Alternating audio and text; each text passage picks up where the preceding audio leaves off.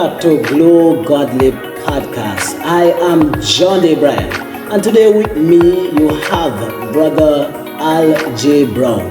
So today I will be interviewing the Bishop's son. Stay tuned for this awesome video.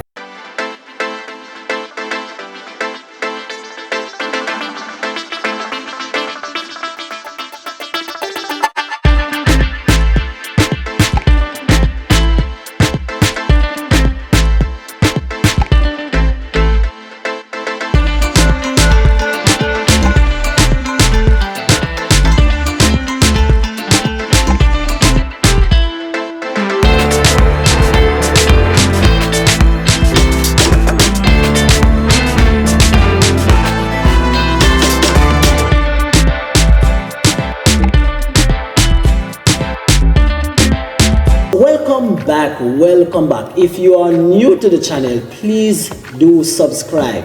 And if you are not new, thank you for your continuous support. So today, I'll be interviewing the Bishop's son. So, Brother Aljae, how do you feel about this interview?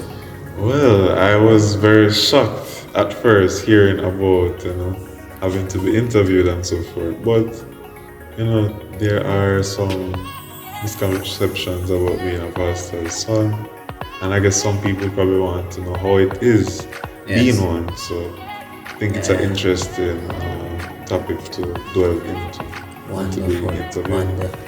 Wonderful, lovely. Because in this world that we live, there are a lot of things that are said about a pastor's child or a pastor's children. So, I believe this is a good thing to interview a man of God's son. So, let us dive into these questions. Are you ready? Yes, sir. Okay, wonderful. So, personal experience. So, there are 5 questions I want to ask, and there are headings that surrounds these 5 questions. So the first one, personal experience. Can you describe what it was like growing up as a son of a pastor? Okay, well, thank you for your question. So how it was growing up as a pastor's child? Firstly, traveling. There's a lot of traveling. Especially at one point we had to go all the way to St. Mary. To be, my father pastored at church there, so we had to go there and so forth. There was a time I was in Spanish Town, and of course we'd have to travel far distances there again. Also, you do get to meet a lot of people, and everybody always say pastor, so eventually they we say, oh, pastor's son that too. And so you get to meet a lot of people there. But then you also in moving sometimes, because sometimes you have to move, you change friends, you change schools, and so forth too. So because of that, you might not really get to settle down. And also the distance, if having to travel far, and in my experience, having to travel far, I missed out on Sunday school time and youth fellowship time as well when going to the far distances, because not every time we'd be able to travel to go there. And it wasn't as technological as now, where you have your Zoom sessions and so forth. Everything was face-to-face back then.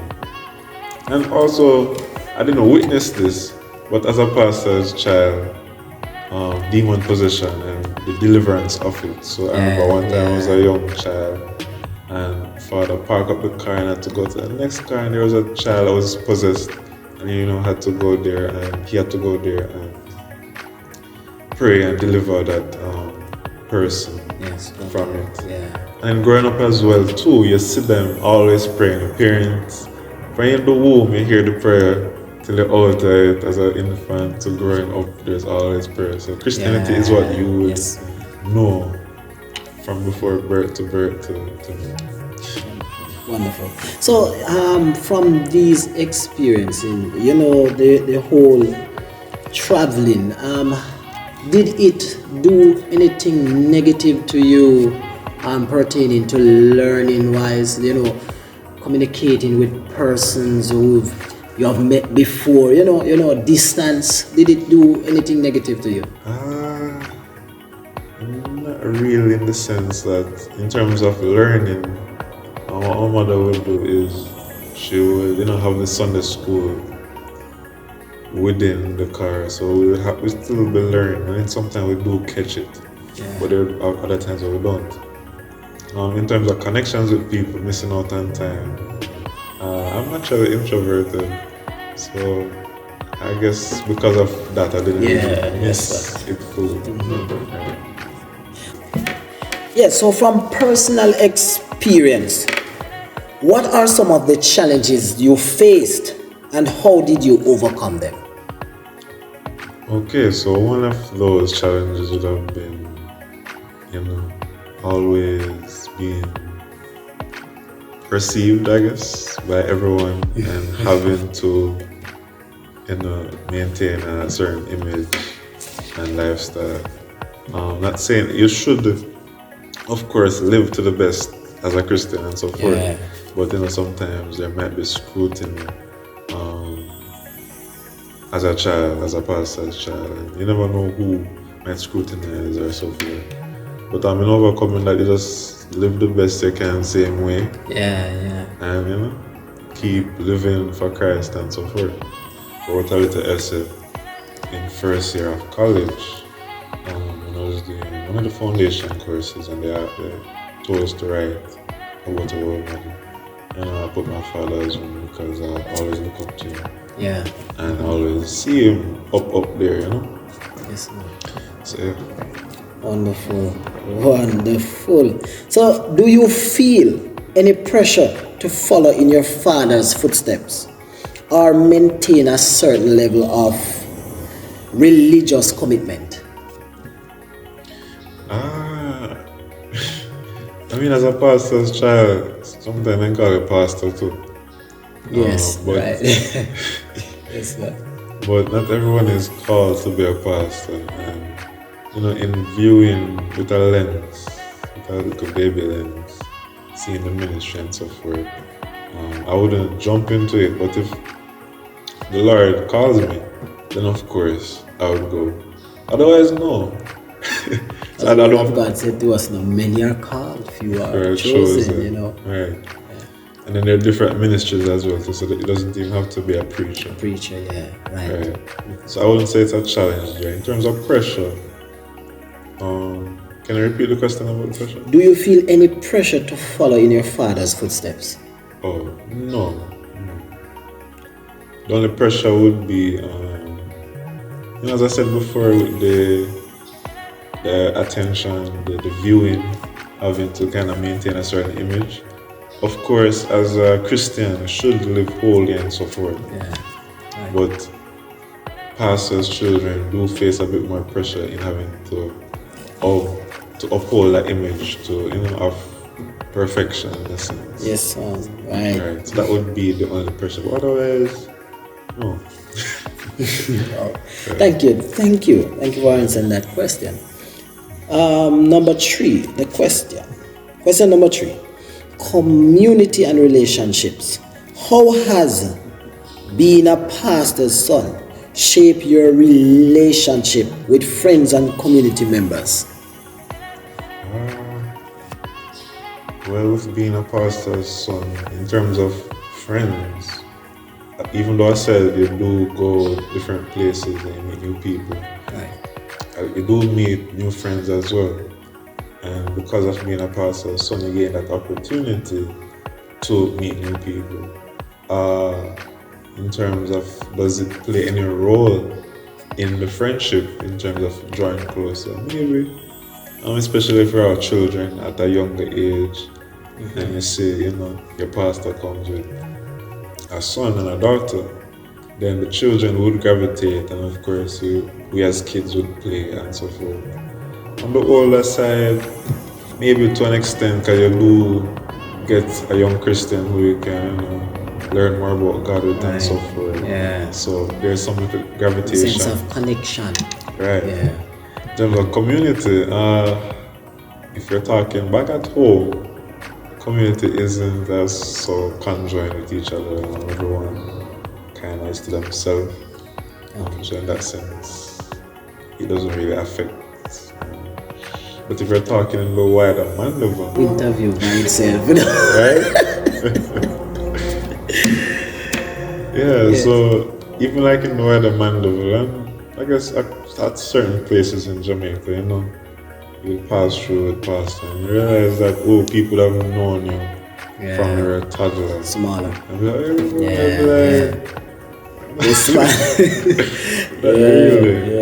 So in that sense, you do get to a lot of people. I don't know. My mom, being a nurse as well, working in the public health sector. Other people in that sector would have known me as a child, running up and down in the house. My parents do have a sense and play a role in how I'd have connected with some people. Of course, going to school by yourself, you connect. That nobody really business per se. If you're a pastor's child, you say true. Connect that way by yourself. So, did you face any challenges being a pastor's child at school? What was that for you? Not challenge per se. Sometimes they would have actually respected you because you're a pastor's child and you're a Christian, more importantly. So when they hear that you're a Christian, they would, not curse around. Well, respect. Right. So they would. But of course, with every good, there's bad.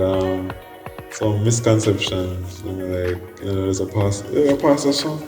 Yes, because I was going to ask, are there any misconceptions about being a pastor's son that you would like to address? Yes, so there is the misconception that all pastors' children are the worst.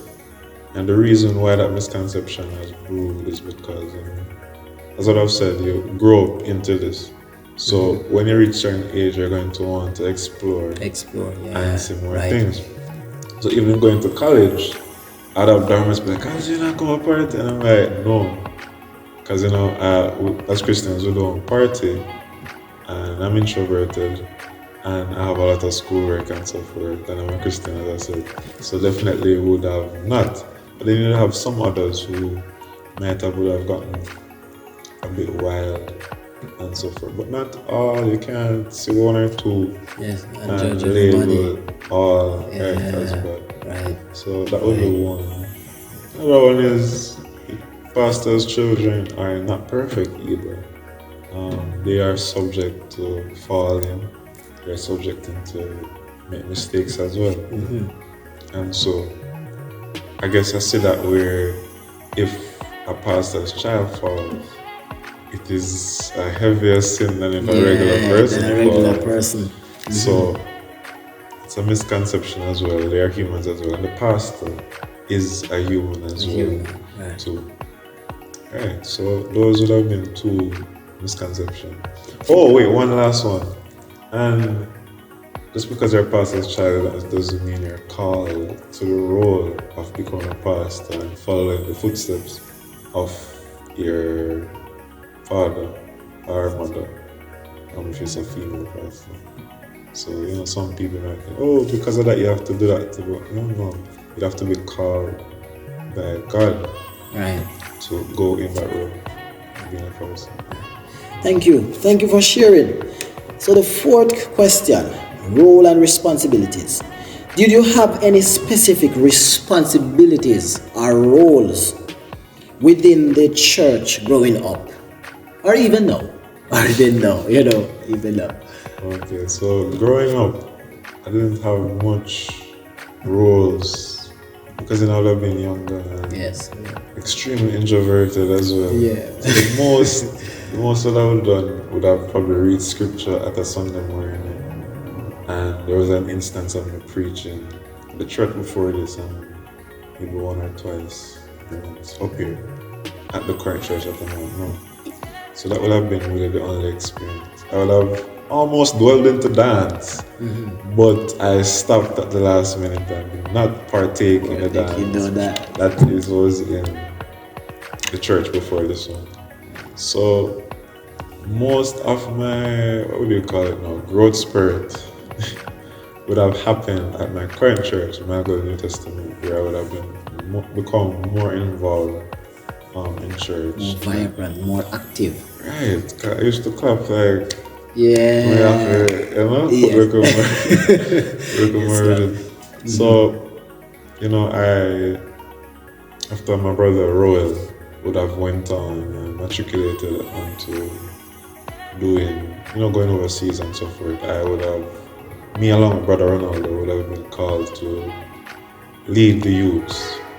So I gained the title of youth fellowship president while being here, and I'm still youth fellowship president here. As a child, I would not have dreamt this or even thought this would have happened, but especially because my sister is such a wonderful singer, she got all the talent. But I'm on the praise team as well, and so that is one of the positions that I would have at my current church. So yeah, and in doing all of that, it does help to shape who I am now. It does help with confidence. And it's not even for a pastor's child, but anybody as well, going in the church. When you partake in church activities, it does help you in your school presentations and so forth. And college especially, because there's a lot of group work in college, depending on the degree you're doing, of course. Especially like if you have to make a speech or so forth. And then in the work sector as well, to how to, communicate with other people and so forth and the things. Thank you for sharing. So how do you balance your personal identity with the expectations placed on you due to your father's position? It sounds like a Batman and Bruce Wayne. Batman and Bruce Wayne. It kind of intertwines, because I'm a Christian first, and a pastor's child second in some sense.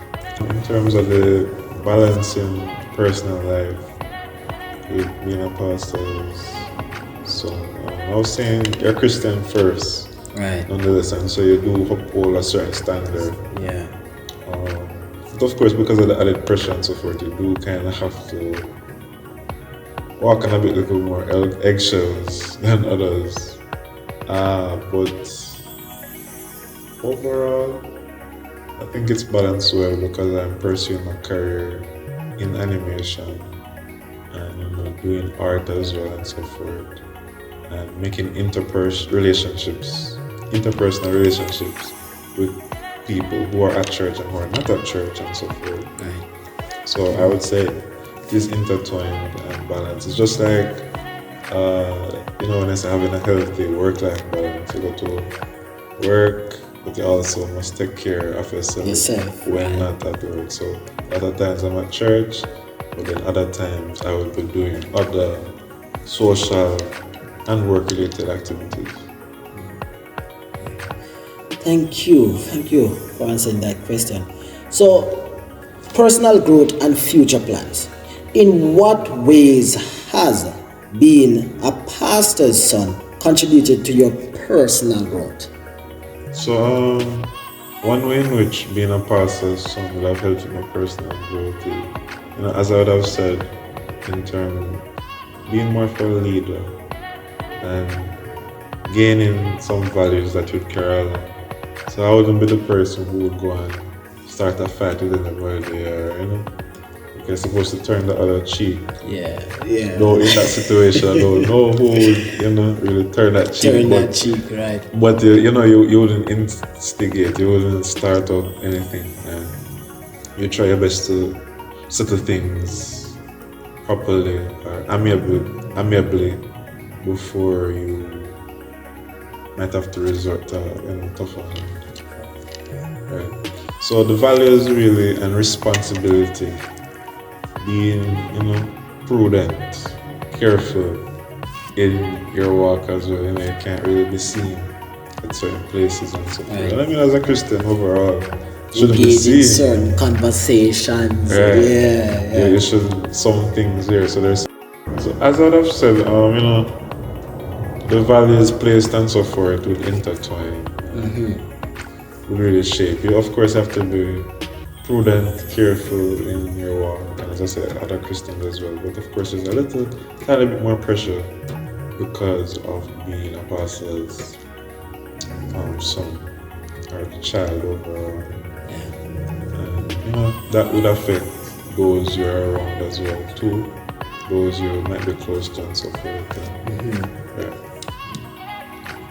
Thank you for answering that question. So what are your plans for the future, and do they involve any aspects of church leadership or ministry?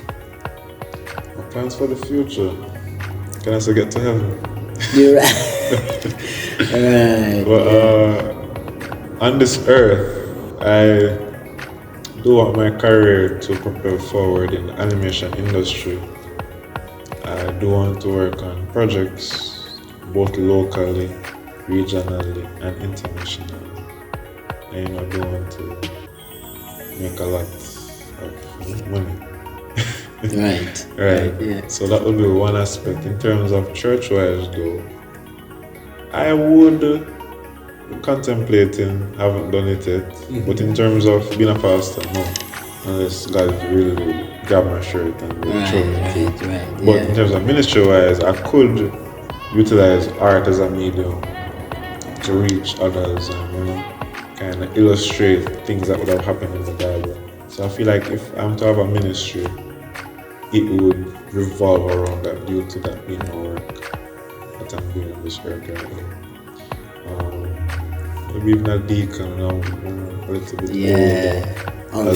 Or still being a worship leader, because that's also a ministry, True. It's also a ministry. Wonderful. Well, thank you for answering these questions. You really shared some things that I didn't know, and if we want to know about something, sometimes we have to ask the person who are in the position, And so I thank God for having you here with us, so you can burst some bubbles, and you can yes, because there's a lot of things that are being said about being a pastor's child. One, as you mentioned, is that they are the worst. They always turn out to be bad persons, and I for one don't believe that. I think that it is us who choose what happens to us, and it is where we turn, because a lot of person, the straight path is there, and the narrow, and a lot of person will take the straight path, the straight path, but so I honor God for you, and I thank you for being a part of this interview. So guys, you have heard from the man of God. You have heard from the bishop's son. Please do like, share, and comment your thoughts. Tell us what you think about this interview, and let us know if you want a part 2 of interviewing the pastor's son. So see you next week in another video. Glow Godly Podcast. Peace.